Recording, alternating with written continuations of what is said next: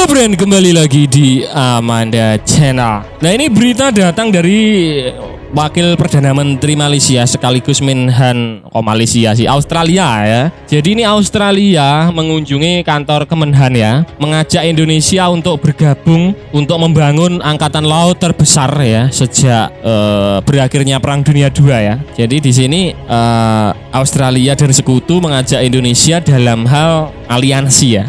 Kalau Mimin yang tangkap dari kata-kata berita ini jadi membuat aliansi gitu loh Bren, kayak AUKUS gitu lah ya, bisa jadi Indonesia masuk ke AUKUS ya. Jadi ini merebutkan pengaruh Indonesia kepada China ya, karena China ini dengan Indonesia juga lumayan dekat gitu loh. Jadi pengaruhnya ini kalau sampai ini Indonesia sampai lebih pro ke China, gue gawat gitu kan. Tapi kan lebih menguntungkan Cina. Intinya nggak usah munafik ya, yang tempeleng ya. Apa Min? Ya investasi kayak nikel, kayak pabrik-pabrik itu kan kerjanya sama Cina, ya kan? Kita nggak kerja sama dengan sekutu Australia dan lain sebagainya.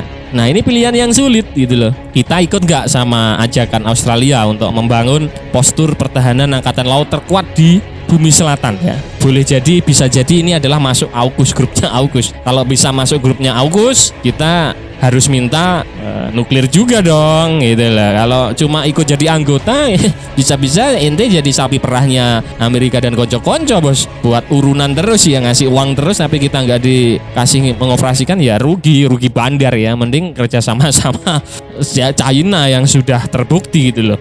Jadi ini Indonesia ya kan, Wakil Perdana Menteri sekaligus Menteri Pertahanan Australia Richard Marles menemui Menteri Pertahanan Indonesia Pak Prabowo di tengah rencana pembangunan armada angkatan laut terbesar ya sejak Perang Dunia Kedua di negaranya. Pertemuan itu digelar di kantor Kementerian Pertahanan Jakarta Pusat pada Jumat tanggal 23 kemarin ya, masih kemarin. Usai bertemu, Richard Marles mengatakan bahwa Australia akan berkoordinasi dengan Indonesia terkait rencana mereka membangun armada ini ya. Lo join gak? Gue mau bangun ini, lo ikut gak? Itulah kurang lebih seperti. Jadi pernyataan Richard Marles dalam sambutannya gini, kami sangat tertarik untuk bekerja sama lebih dekat dengan Indonesia untuk memberikan pengarahan kepada Indonesia tentang tujuan strategis kami.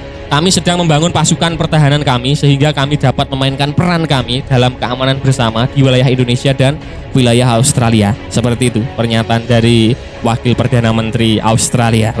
Hati-hati loh, hati-hati ya. Tapi itu tergantung ya. Tapi kalau Mimin nggak terlalu serk ya. Kalau Mimin pribadi nggak terlalu serk ya. Kalau hubungannya dengan Wazam ini nanti kalau kita udah gini loh, skenarionya biasanya gini.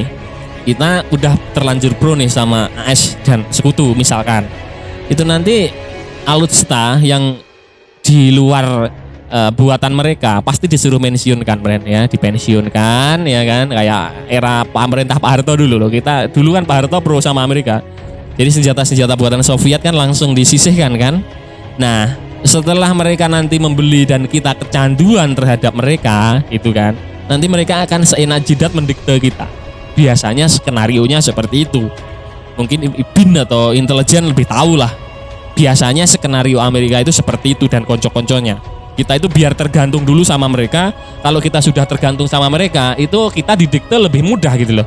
Mau melawan majikan konyol bos ya kan, seperti itulah kira-kira skenario yang bisa dibaca biasanya kalau sekutu kayak gitu, nggak kayak Cina bos ya.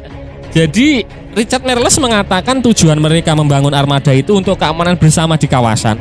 Sementara itu Prabowo mengatakan Indonesia dan Australia akan menandatangani perjanjian kerjasama pertahanan dalam waktu dekat ya.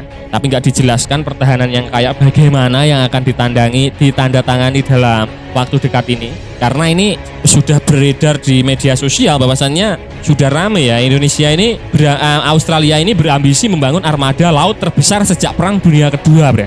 Australia mengumumkan rencana 10 tahun untuk melipat gandakan armada kapal perang utamanya dan meningkatkan belanja pertahanan sebesar 7 miliar US dollar tambahan menghadapi perlombaan senjata yang semakin intens ya di Asia Pasifik.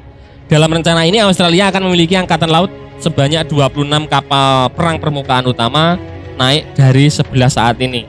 Jadi totalnya kan mereka mengoperasikan 11 kapal perang, akan dinaikkan ke 26 kapal perang, kurang lebih seperti itu. Ini adalah armada terbesar yang akan kita miliki sejak berakhirnya Perang Dunia Kedua ya, kata Menteri Pertahanan sekaligus Wakil Perdana Menteri. Australia akan membangun 6 frigat kelas Hunter, 11 frigat serbaguna dan 6 kapal perang permukaan canggih yang tidak perlu awak. Klaimnya seperti itu. Setidaknya beberapa kapal akan dilengkapi dengan peluru kendali Tomahawk yang mampu melakukan serangan jarak jauh terhadap target di dalam wilayah-wilayah musuh, sebuah kemampuan pencegahan utama. Pengumuman ini datang setelah akumulasi besar-besaran kekuatan oleh saingan seperti China dan Rusia, dan di tengah konfrontasi yang semakin meningkat antara sekutu yang dipimpin Amerika Serikat dan pemerintah otoriter yang semakin agresif, maksudnya ya China dan Korea Utara disebutkan di sini. Rencana ini akan membuat Australia meningkatkan belanja pertahanannya menjadi 2,4% dari produk domestik bruto ya, melampaui target 2% yang ditetapkan oleh sekutunya yakni NATO ya. NATO kan targetnya 2%. Ini kurang lebih anggaran pertahanan Australia dan Singapura sama ya, di angka 2,4% sampai 2,5%. Beberapa kapal akan dibangun di Adelaide, menjamin lebih dari 3.000 pekerjaan, tetapi sebagian akan berasal dari desain Amerika Serikat dan desain yang belum diputuskan dari Spanyol, Jerman, Korea Selatan, dan Jepang. Seperti itu, Angkatan Laut Termehong Australia. Seperti kalian ketahui, pada tahun 2021 Australia mengumumkan rencana untuk membeli setidaknya 3 kapal selam bertenaga nuklir ya.